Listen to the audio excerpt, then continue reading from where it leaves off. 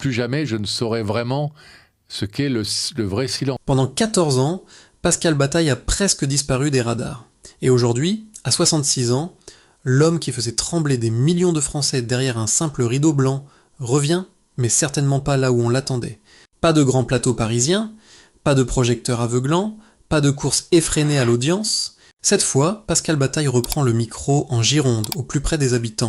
Et derrière ce choix apparemment tranquille se cache une histoire beaucoup plus bouleversante qu'un simple retour médiatique. Au début des années 2000, quelques notes de musique suffisaient pour installer une tension incroyable dans les salons français. Un rideau blanc séparait deux personnes. D'un côté, quelqu'un venu révéler un secret, demander pardon, déclarer son amour ou tenter une dernière réconciliation. De l'autre, une personne qui devait prendre une décision. Ouvrir le rideau ou partir. Au milieu de cette mécanique devenue culte, Pascal Bataille et Laurent Fontaine. Avec Il y en a que la vérité qui compte, les deux animateurs deviennent des visages incontournables de la télévision française. Certaines soirées rassemblent des millions de téléspectateurs. Pascal connaît alors ce que beaucoup poursuivent toute une vie. La popularité, le succès, la reconnaissance. Et pourtant, derrière les sourires, quelque chose commence à se fissurer. Car la célébrité possède un visage que le public ne voit presque jamais. Les audiences qu'il faut maintenir, les critiques, les caricatures, les polémiques, cette étrange obligation de rester le même homme devant les caméras alors que, intérieurement, on commence parfois à ne plus se reconnaître. Pascal Bataille finit par prendre ses distances avec cette vie. Il quitte progressivement la frénésie des plateaux et se rapproche du bassin d'Arcachon. Pour beaucoup de téléspectateurs, l'histoire semble terminée. Une ancienne star de la télévision vient simplement de choisir une existence plus discrète. Mais ce que le public ignore encore, c'est que les années suivantes vont mettre Pascal face à des épreuves autrement plus violentes que les mauvaises audiences. Il va connaître une profonde rupture avec Laurent Fontaine, l'homme avec lequel il avait construit plus de 30 ans de complicité. Pendant plusieurs années, les deux hommes vont presque cesser de se parler. Puis viendra une épreuve contre laquelle ni la célébrité, ni l'argent, ni les relations ne peuvent constituer un bouclier. La maladie. Une masse découverte dans son poumon, une opération, des traitements. Et cette confrontation brutale avec une question que nous préférons tous repousser, que reste-t-il vraiment lorsque notre propre corps nous rappelle que le temps n'est pas infini ? C'est peut-être là que commence le véritable retour de Pascal Bataille.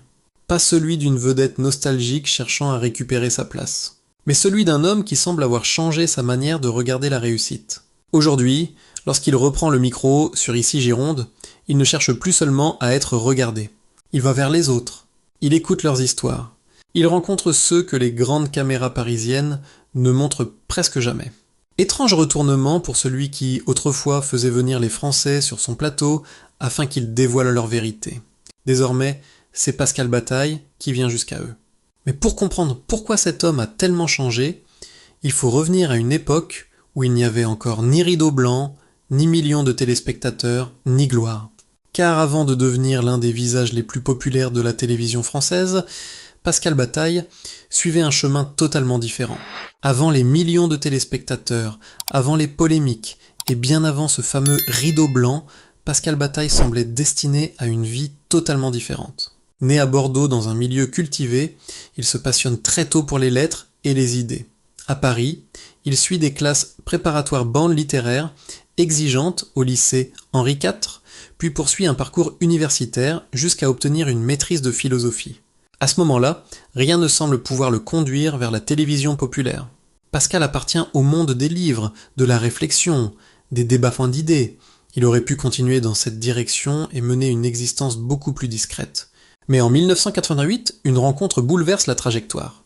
Laurent Fontaine, entre les deux hommes, quelque chose fonctionne immédiatement. Ils partagent le goût des idées, mais surtout une énergie et une ambition qui les poussent à entreprendre. Leur première réussite importante ne vient d'ailleurs pas de la télévision.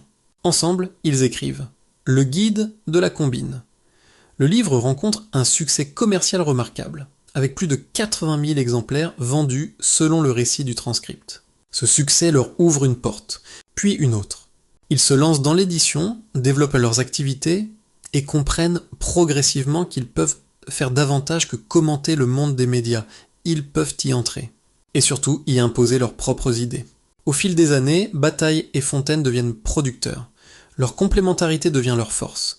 Ils imaginent des concepts, développent des programmes et commencent à installer leur nom dans le paysage audiovisuel français. Mais pour Pascal, une étrange contradiction apparaît déjà. Comment l'étudiant en philosophie, passionné par la complexité humaine, peut-il trouver sa place dans un univers où tout doit aller vite, où chaque minute doit retenir le téléspectateur et où une émission peut vivre ou mourir à cause de quelques chiffres d'audience? Peut-être justement parce que Pascal ne voit pas l'émotion comme quelque chose de superficiel. Derrière une rupture, un pardon ou une déclaration d'amour, il y a toujours une question profondément humaine. Pourquoi sommes-nous incapables de dire certaines vérités aux personnes qui comptent le plus pour nous? Et au début des années 2000, cette idée va prendre une forme d'une simplicité redoutable. Un rideau blanc. D'un côté, une personne qui a quelque chose d'essentiel à dire. De l'autre, quelqu'un qui accepte de venir sans savoir exactement ce qu'il attend. Entre eux, seulement quelques mètres. Mais parfois, ces quelques mètres représentent des années de silence, de regret ou d'amour impossible. En 2002, il n'y a que la vérité qui compte s'impose dans les foyers français. Le concept devient un phénomène. Chaque semaine, des millions de téléspectateurs veulent connaître la même réponse. Le rideau va-t-il s'ouvrir? Pour Pascal Bataille et Laurent Fontaine, c'est une consécration. Le philosophe bordelais que rien ne semblait destiné à la télévision populaire est désormais reconnu dans la rue. Son émission rassemble, émeut, provoque des discussions jusque dans les familles. Pascal vient d'atteindre ce que l'on pourrait appeler le sommet. Mais le succès possède parfois une ironie cruelle. Plus l'émission devient populaire, plus les critiques se multiplient. Certains parlent d'émotions authentiques. D'autres commencent à employer des mots beaucoup plus violents. Voyeurisme, manipulation des sentiments, course à l'audience. Et soudain, la contradiction que Pascal pouvait encore ignorer devient impossible à éviter. Au sommet de sa carrière, Pascal Bataille n'a presque plus besoin d'être présenté. Avec Laurent Fontaine, il est devenu l'un des visages d'une émission capable de réunir plus de 6 millions de téléspectateurs. Et pourtant, toute cette puissance repose sur quelque chose d'incroyablement simple. Un rideau blanc. Derrière ce rideau, personne ne sait vraiment ce qui va arriver. Une femme vient retrouver un amour perdu. Un père espère renouer avec son enfant. Quelqu'un demande pardon après des années de silence. Un autre avoue enfin des sentiments qu'il n'a jamais osé exprimer. Puis vient le moment que toute la France attend. Le rideau va-t-il s'ouvrir? Parfois, il s'ouvre et deux personnes se retrouvent. Parfois, il reste fermé. Et ce refus peut être encore plus bouleversant qu'une réconciliation. C'est là toute la force de We Are que la vérité qui compte. L'émission ne promet pas une fin heureuse, elle promet une réponse. Et jusqu'aux dernières secondes, personne ne sait laquelle. Le public est fasciné. Mais cette fascination provoque rapidement un débat beaucoup plus profond. Que regarde-t-on réellement? Pour certains, Bataille et Fontaine offrent quelque chose de rare à la télévision. Un espace où des gens ordinaires peuvent parler d'amour, de culpabilité, de solitude, de pardon. Pour d'autres, c'est du voyeurisme émotionnel. La presse attaque. Les critiques se durcissent. Les guignols de l'info caricaturent le duo, on les accuse de courir après l'audimat et de transformer l'intimité en spectacle. Plus Pascal devient célèbre, plus cette image lui colle à la peau. Et une contradiction commence à le ronger. Car derrière le producteur de télévision demeure l'homme qui a étudié la philosophie, celui qui veut croire que l'émotion humaine n'est jamais quelque chose de honteux. Mais lorsqu'une confession intime est regardée par 6 millions de personnes, où se trouve la frontière entre l'écoute et le spectacle? Pascal se retrouve peu à peu enfermé entre deux identités. C'est le philosophe qui croit à la sincérité des sentiments. Et pas la vedette devenue, malgré elle, le symbole d'une télévision spectaculaire. À l'écran, pourtant, rien ne doit paraître. Il faut sourire, continuer, tourner, produire, supporter les critiques et recommencer la semaine suivante. La réussite est immense. L'usure aussi. À force d'être constamment Pascal Bataille devant les autres, l'homme privé commence à éprouver le besoin de disparaître. Alors, en 2012, il fait quelque chose que beaucoup comprennent difficilement. Il part. Il s'éloigne de la frénésie parisienne et cherche autour du bassin d'Arcachon une existence différente. L'hôtellerie, le théâtre, des projets plus discrets remplacent progressivement les grands plateaux. Après avoir passé des années à demander aux autres de révéler leur vérité, Pascal semble avoir rencontré la sienne. Le succès n'a plus de sens lorsqu'il vous éloigne de vous-même. Il pense avoir refermé le chapitre le plus tumultueux de son existence. Il se trompe, car la télévision ne sera bientôt plus son problème le plus douloureux. Pendant plus de 30 ans, leurs deux noms semblaient impossibles à séparer. Bataille et Fontaine, ils avaient commencé ensemble, connu les premiers succès, affronté les critiques, et vécu l'incroyable ascension de « il y a que la vérité qui compte ». Aux yeux du public, ils formaient presque un vieux couple de télévision. On pouvait imaginer que rien ne réussirait à briser une telle complicité. Et pourtant, loin des caméras, une fissure apparaît. En 2016, des considérations politiques se sont immiscées dans leur relation. Laurent Fontaine s'est rangé du côté d'Emmanuel Macron, tandis que Pascal Bataille défendait une vision différente et restait fidèle à son indépendance d'esprit. Au départ, ce n'est qu'un désaccord. Deux hommes intelligents peuvent évidemment ne pas partager les mêmes convictions.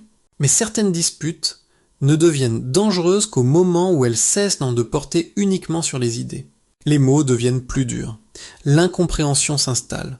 Chacun campe sur ses positions. Puis arrive ce que personne n'aurait imaginé quelques années auparavant, le silence. Pas quelques jours, pas quelques semaines. Le transcript évoque une rupture qui va durer près de 4 ans.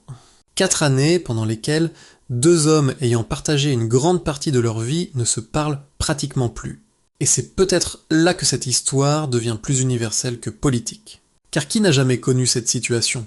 Une dispute commence sur un sujet précis, puis l'orgueil s'en mêle. On attend que l'autre téléphone. L'autre attend exactement la même chose. Quelques semaines deviennent quelques mois. Et un jour, on réalise que plusieurs années ont disparu. Pour Pascal, Laurent n'était pas simplement un ancien collègue.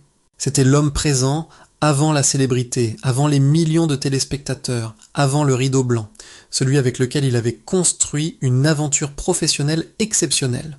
Peut-on réellement effacer 30 ans pour un désaccord ? Avec le temps, la colère finit par perdre de sa force. Les deux hommes comprennent progressivement que leur histoire commune pèse davantage que leurs divergences. Ils finissent par se retrouver et cette amitié que beaucoup auraient pu croire définitivement détruite reprend sa place. Mais cette réconciliation va bientôt prendre une signification beaucoup plus profonde. Parce qu'à mesure que l'on avance en âge, certaines querelles qui semblaient autrefois essentielles deviennent soudain minuscules lorsque la vie nous rappelle sa fragilité. Et Pascal Bataille va bientôt recevoir ce rappel de la manière la plus brutale. Cette fois, il ne sera plus question d'audience, plus question de télévision, plus même question de politique, il sera question de son propre corps. Et de cette peur que ni la réussite, ni la célébrité ne peuvent faire disparaître. Il avait survécu aux critiques, quitté la télévision et retrouvé Laurent Fontaine après des années de silence. Mais cette fois, Pascal Bataille allait devoir mener un combat qu'il n'avait pas choisi. Depuis longtemps déjà, son corps lui envoyait des avertissements. Pendant des années, Pascal vit avec un neurinome, une tumeur bénigne située sur le nerf auditif. Peu à peu, son audition à l'oreille gauche se dégrade et les acouphènes s'installent. À l'écran, pourtant, le public ne voit presque rien. Il continue, jusqu'au jour où un autre signal apparaît. Une toux persistante, après une infection respiratoire, refuse de disparaître. Des examens sont réalisés, et les médecins découvrent une masse pulmonaire d'environ 4 cm. En quelques instants, toutes les préoccupations qui avaient occupé sa vie changent de dimension. Les audiences, secondaires. Les critiques, lointaines. Les anciennes querelles, presque absurdes. Il ne s'agit plus de savoir si un programme fonctionnera la semaine suivante, mais d'affronter sa propre vulnérabilité. Pascal a lui-même admis plus tard avoir dû subir une intervention chirurgicale majeure, notamment l'ablation d'un lobe pulmonaire, suivi de traitements incluant chimiothérapie et immunothérapie. Pour cet homme habitué à produire, décider, anticiper et contrôler, l'épreuve impose une règle radicalement différente. Accepter de ne pas tout maîtriser. Dans cette période, sa famille devient un point d'ancrage essentiel. Pascal est père de 4 fils. Et lorsqu'un homme est brutalement confronté à la fragilité de son existence, le temps passé avec ceux qu'il aime n'a soudain plus la même valeur. La maladie finit par entrer en rémission. Mais Pascal ne ressort pas simplement de cette épreuve avec un corps marqué. Son regard sur la vie a changé. Et une autre disparition va encore renforcer cette prise de conscience, celle de son ami, le comédien Jean-Yves Lafesse. Face à la maladie et à la perte, Pascal choisit alors de ne pas rester uniquement spectateur de la souffrance. Le transcript évoque son engagement pour sensibiliser le public et soutenir la recherche autour de la maladie de Charcot. Il y a quelque chose de presque ironique dans cette trajectoire. Pendant des années, Pascal Bataille avait construit des émissions autour de personnes qui venaient dire ce qu'elles avaient compris trop tard, qu'elles aimaient quelqu'un, qu'elles regrettaient une rupture, qu'elles voulaient retrouver un proche. Désormais, c'est sa propre existence qui lui rappelle la même chose, que nous croyons toujours avoir du temps jusqu'au jour où le temps devient la chose la plus précieuse que nous possédons. À 66 ans, Pascal n'est plus le même homme qu'en 2012, lorsqu'il a quitté le plateau de tournage. Il a connu la gloire, il a perdu un ami avant de le retrouver. Il a affronté la maladie. Et il semble désormais beaucoup moins préoccupé par la nécessité de prouver quoi que ce soit. Il pourrait alors rester tranquillement au bord du bassin d'Arcachon et considérer que son histoire médiatique appartient définitivement au passé. Mais un phénomène totalement inattendu va se produire. Cette fois, Pascal n'a même pas besoin de chercher la lumière. C'est une nouvelle génération qui va venir le chercher. Des jeunes qui, pour certains, n'étaient même pas nés lorsqu'il était au sommet, vont découvrir son visage sur TikTok et YouTube. Et soudain, plus de 20 ans après son âge d'or, le rideau blanc va recommencer à s'ouvrir. Pascal Bataille pensait peut-être que son histoire avec la télévision appartenait désormais au passé, mais il n'avait pas prévu qu'un simple rideau blanc puisse survivre autant et conquérir une génération qui ne l'avait jamais vu s'ouvrir. À partir de 2022, quelque chose d'étonnant se produit sur les réseaux sociaux. Des extraits de Il y aura que la vérité qui compte réapparaissent sur TikTok et YouTube. Une déclaration d'amour, une réconciliation, un refus brutal, quelques secondes de silence avant que le rideau ne s'ouvre ou reste définitivement fermé. Et ces images vieilles, de près de 20 ans, recommencent à fasciner. Plus surprenant encore, parmi ceux qui les regardent, certains étaient enfants, ou n'étaient même pas nés lorsque Pascal Bataille et Laurent Fontaine dominaient les audiences. Pourquoi ? Peut-être parce que leur émission possédait déjà, sans le savoir, tous les ingrédients qui captivent aujourd'hui les réseaux sociaux. Une histoire immédiatement compréhensible, un secret, une attente, puis une réponse, mais surtout quelque chose qu'aucun algorithme ne peut fabriquer complètement. L'imprévisibilité des émotions humaines. Derrière ce rideau, quelqu'un pouvait pardonner, ou refuser, revenir, ou partir. Et 20 ans plus tard, cette incertitude fonctionne toujours. Ce regain d'intérêt contribue à remettre Pascal Bataille et Laurent Fontaine sous les projecteurs. Mais Pascal, lui, n'est plus l'homme des années 2000. La maladie s'est passée par là. Les années aussi, et lorsqu'il reprend aujourd'hui le micro en Gironde, le symbole est presque parfait. Autrefois, les gens venaient aussi jusqu'à lui, sur un plateau parisien, pour raconter leur histoire devant des millions de téléspectateurs. Désormais, c'est lui qui va vers eux. Sur Ici Gironde, Pascal part à la rencontre des habitants, des personnalités locales et de ceux dont les histoires ne franchissent généralement jamais les portes des grands studios. À 66 ans, il ne semble donc pas simplement revenir en arrière. Il revient autrement. Et c'est peut-être cela qui rend son parcours si singulier.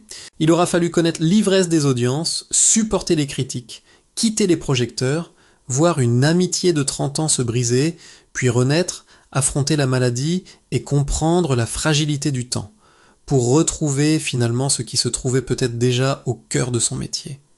Écouter les autres.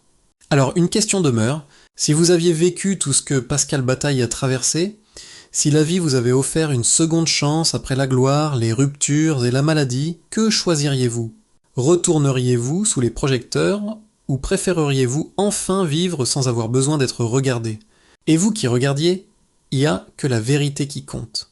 Au début des années 2000, souvenez-vous encore de ces soirées devant le célèbre rideau blanc. Y a-t-il une histoire ou un moment de l'émission qui vous a particulièrement marqué ? Racontez-le nous dans les commentaires. Si cette histoire vous a touché, pensez à laisser un j'aime, à partager cette vidéo avec ceux qui se souviennent de cette époque et à vous abonner pour découvrir nos prochaines histoires consacrées aux grandes figures qui ont marqué la télévision française. Car finalement, derrière ce célèbre rideau blanc, la vérité la plus importante n'était peut-être pas celle des invités, mais celle que Pascal Bataille allait mettre plus de 20 ans à découvrir sur lui-même.